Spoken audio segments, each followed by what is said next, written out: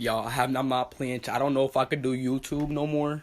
My PC is not turning on. Anything I do, it is not turning on at all.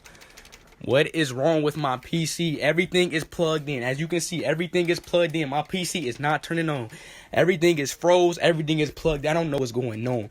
What is going on with my PC, bro? All I did just got hit one time. My monitor, this monitor right here hit this one time and it just stopped working. Please, somebody in the chat, explain to me what's going on. I reset everything.